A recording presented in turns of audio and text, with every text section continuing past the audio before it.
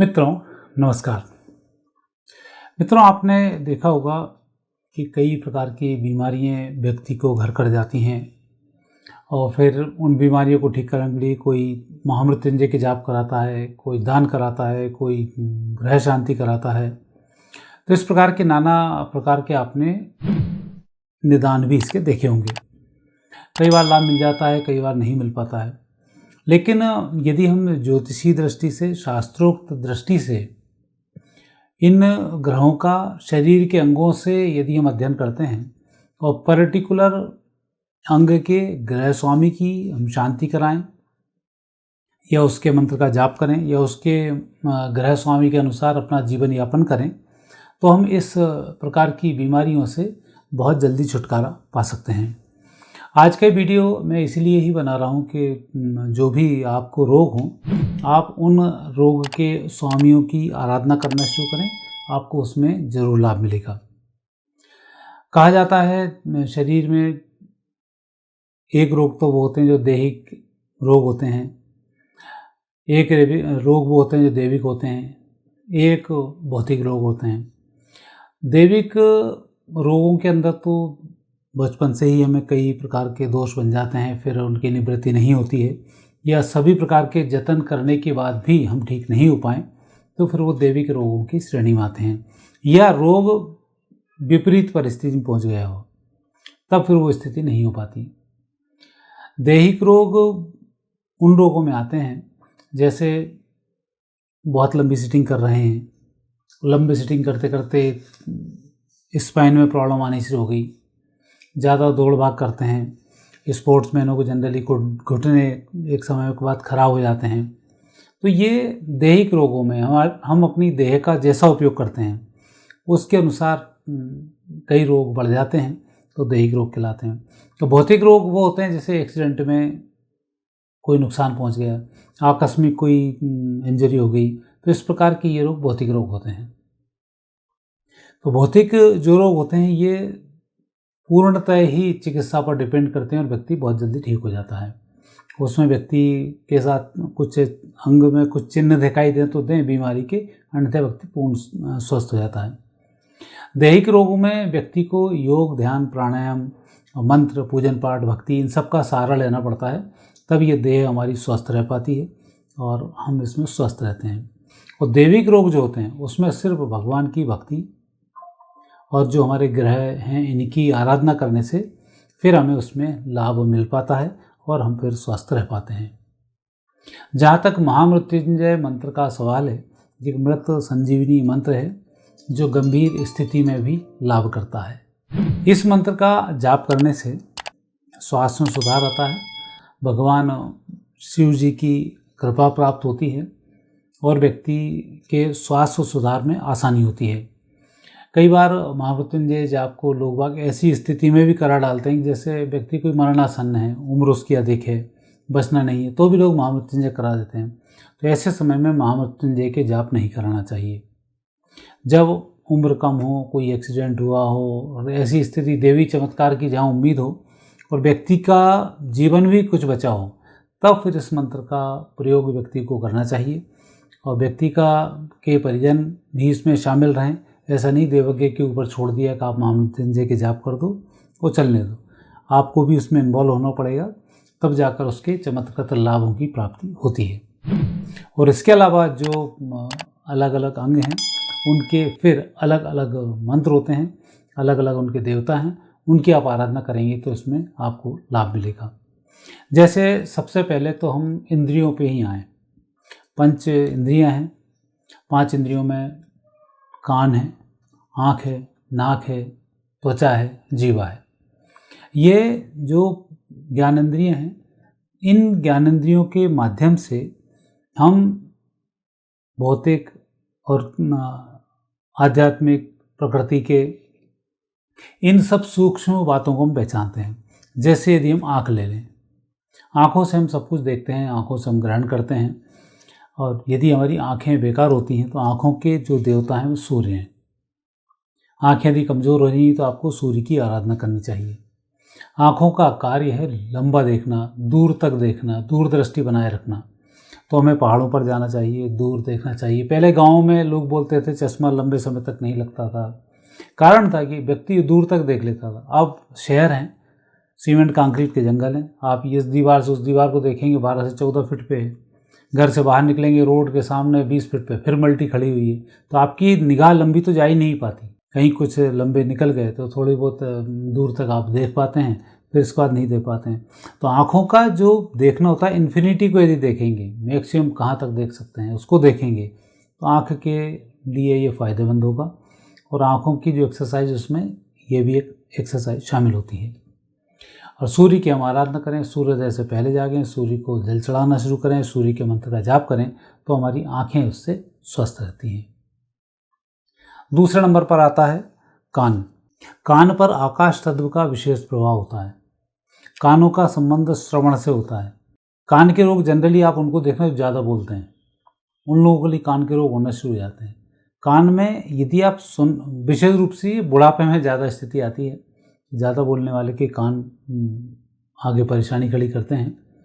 कान के रोगों को दूर करने के लिए आपको भगवत भजन को सुनना चाहिए। रामायण, गीता, भागवत, सुंदरकांड, इन सब के पाठ को सुनना चाहिए। भक्ति भावपूर्ण बातें जब हम ग्रहण करते हैं तब हमारे कर्ण इंद्रियाँ मजबूत होती हैं और कान से संबंधित रोग समाप्त होते हैं। कान के लिए ही भ्रामरी प्राणायाम किया जाता है, शांत रहा जाता है। जितना आप मौन रहेंगे, भ्रामरी प्राणायाम करेंगे, आपके कान उतने मजबूत होते चले जाएंगे। तो इसका आप विशेष ध्यान रखेंगे तो आपको इसमें लाभ मिलेगा। बाकी जो बाई चांस कान में सर्जरी होनी है, कान में मड़ जमा हुआ है, इसके लिए तो मेडिकल चिकित्सा करा लेनी चाहिए। तो इनके साथ साथ यदि आप मेडिकल चिकित्सा भी कराते हैं तो लाभ के 100% होने के चांस बनते हैं। अब तीसरा हम लेकर आते हैं नाक। नाक ये एक घ्राण इंद्रिय है जो सूंघने काम करती है। इसके जो देवता हैं वो है वायु देवता। अभी आपने कोरोना काल में देखा, लोगों को कोरोना हुआ और नाक की गंध ही चली गई।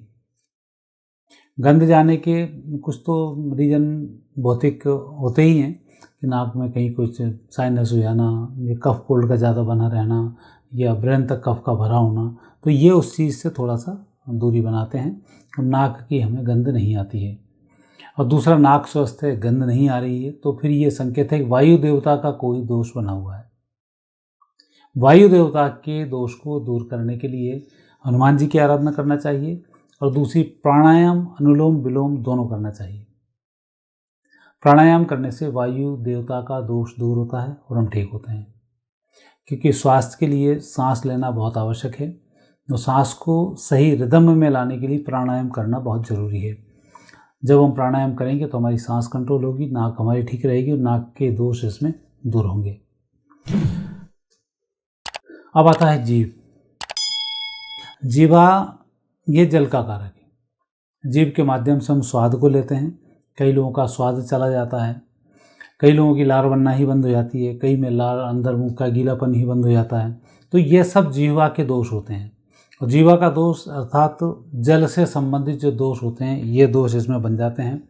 और रस, इनको कहा जाता है सटरस, जो हमारे जवान पहचानती है, उसकी यहाँ पर कमी होनी शुरू होती है। जल के दोष को दूर करने के लिए वरुण देवता की आराधना करनी चाहिए। कहा जाता है ना, सुबह सुबह अपने मुंह को खाली रखें, कुल्ला करें, और ज़्यादा नहीं थूकना चाहिए, अन्यथा फिर ये रोग हो जाते हैं। और अधिक थूकने से व्यक्ति के अंदर पीलापन भी शरीर में आ जाता है, लीवर कमज़ोर हो जाता है। तो ये जो नाना प्रकार के दोष हैं, यह दोष जीवा के माध्यम से व्यक्ति को प्राप्त होते हैं। उस दोष की निवृत्ति के लिए व्यक्ति को वरुण देवता की आराधना करनी चाहिए। वरुण देवता अर्थात जल के देवता। जलाशयों में जाना, किसी नदी किनारे पहुँचते हैं पिंडदान तर्पण करना, नहीं हो तो नदी में जल चढ़ाना, ये सब कार्य जल के वरुण देवता को खुश करने के लिए किए जाते हैं। एक होता है त्वचा। त्वचा, इसके भी देवता वायु हैं और वायु से स्पर्श की भी प्राप्ति होती है। आजकल लोगों में देखा होगा आपने, नाना प्रकार के खुजली के रोग, सोराइसिस तो ठीक है, इसके अलावा भी बने हुए हैं, लोगों को वैसे ही खुजली चलती रहती है। यह संकेत है कि व्यक्ति के शरीर में, त्वचा में ऑक्सीजन की कमी है, नमी की कमी है, इसलिए रोग हो जाते हैं। कई लोगों को भयंकर पसीना आता है, उसके बाद भी उनको रोग खड़े हो जाते हैं। एक टीवी पे एक एड आया करता था पहले, क्या कभी कपड़े भी सांस लेते हैं, किसी एक एडवर्टाइजमेंट था किसी उसका, उसमें यही प्रयोग किया था कि व्यक्ति के ऊपर चारों तरफ से पट्टा लगा दिया था और 7-8 दिन उसको रखा गया, उसमें सांस नहीं गई तो वो बिल्कुल पीला पड़ना शुरू हो गया था। तो वो भी एक रिसर्च था। तो ऐसा ही इसमें त्वचा का भी रिसर्च है। यदि आप वायु में रहते हैं, खुली वायु में रहते हैं, हवाओं को देखते हैं, तो ये रोग आपके दूर हो जाते हैं। ऐसे लोगों को त्वचा से संबंधित शिकायतें नहीं होती हैं। वात बिगड़ता है, वात से फिर त्वचा पर असर आता है, त्वचा फिर शुष्क होने लग जाती है और ड्राई स्किन होती है, तो फिर ये बीमारियाँ खड़ी होनी शुरू हो जाती हैं। ड्राई स्किन से बचने के लिए लोग पहाड़ों पर जाते हैं, अच्छी हवाओं को इस तरह से सेवन करते हैं और शरीर में अपने लचीलापन भी लाते हैं, उसके लिए प्राणायाम भी करते हैं। हवाओं को जितना बाहर निकालेंगे तो शरीर के रोम उतने ही खुलेंगे, क्योंकि वो फिर हवाओं को शरीर से अंदर लाते हैं। इसलिए अनुलोम विलोम प्राणायाम, भस्त्रिका प्राणायाम, इनका विशेष महत्व होता है। भस्त्रिका में सांस जितनी तेज़ी से बाहर जाती है, फिर उतनी तेज़ी से वो शरीर में अंदर भी आती है। नाक से सांस नहीं लेंगे तो पूरे रोम रोम में से अंदर सांस एंट्री करने लग जाएगी और आपके शरीर में लाभ मिलेगा। और स्किन के लिए विशेष रूप से हनुमान जी की आराधना करनी चाहिए। दूसरा, मिट्टी से स्नान जरूर करना चाहिए, क्योंकि त्वचा का संबंध मिट्टी से होता है। उसका यदि हम स्नान करेंगे तो हमें उसमें लाभ जरूर मिलेंगे। तो ये जो पंच ज्ञानेंद्रिय हैं, उन ज्ञानेंद्रियों से संबंधित जो रोग आते हैं उनकी निवृत्ति के लिए क्या क्या उपाय करना चाहिए, इन उपायों की हमने आपसे भी चर्चा की। तो वैसे तो कुछ, जैसे हाथ है, हाथ में कोई प्रॉब्लम आती है, इंद्र इसके देवता, उनकी आराधना करें। पैरों में यदि कोई प्रॉब्लम आती है तो वामन भगवान की आराधना करने से पैर के दोष दूर होते हैं। मुंह में यदि कोई प्रॉब्लम आती है, छाले होते हैं, ये होते हैं, तो ऐसे समय में सुपाच्य भोजन ग्रहण करें और अग्नि देवता की इसमें आराधना करें, उससे लाभ मिल जाता है। गुदा से संबंधित कोई रोग होते हैं, पाइल्स हो जाता है, कुछ हो जाता है, उसके लिए यम की आराधना करना चाहिए, शनिवार के व्रत करना चाहिए, जमीन पर शयन करना चाहिए, उत्तर दिशा में पैर करना चाहिए, दक्षिण दिशा में सिर करना चाहिए। तो उससे जमीन से संबंधित रोग, पेट से और गुदा से संबंधित जो छाले वाले रोग हैं, ये रोग दूर होते हैं। तो ऐसे जब आप इन उपायों को करेंगे तो निश्चित रूप से आप पूर्ण रूप से स्वस्थ रहेंगे। और समस्त देवताओं की कृपा जब व्यक्ति के ऊपर होती है तो व्यक्ति अपनी पूर्ण आयु 120 वर्ष को वो प्राप्त कर लेता है। और हर व्यक्ति को 120 वर्ष जीने का अधिकार है, और उसके लिए है भी कि चाहे तो 120 वर्ष वो जी सकता है, चाहे उसकी मृत्यु कैसे भी क्यों ना लिखी हो। उसके अनुसार मृत्यु का एक समय होता है, वो समय आप निकाल दो तो फिर अगला जब समय आएगा तब मृत्यु आएगी। तो उस दोष की निवृत्ति के लिए इस प्रकार के यदि उपाय पहले से किए जाएं बचपन से, तब आप निश्चित रूप से 120 वर्ष की पूर्ण आयु को प्राप्त कर सकते हैं। और भगवान शिव की आराधना से विशेष रूप से इस प्रकार के रोग दोषों में बहुत जल्दी सफलता मिलती है। इसलिए किसी भी मंत्र का जाप करें, उसमें महामृत्युंजय मंत्र की एक माला का जाप अवश्य करें, जो आपके स्वास्थ्य को शीघ्र ही सफलता में परिवर्तित करने वाली होगी। मित्रों, आज का वीडियो स्वास्थ्य से संबंधित था। ये वीडियो आपको कैसा लगा कमेंट्स बॉक्स में कमेंट्स अवश्य करें। आगे फिर नए विषय के साथ आपसे भेंट होगी। अब आप हमें आज्ञा दीजिए। नमस्कार।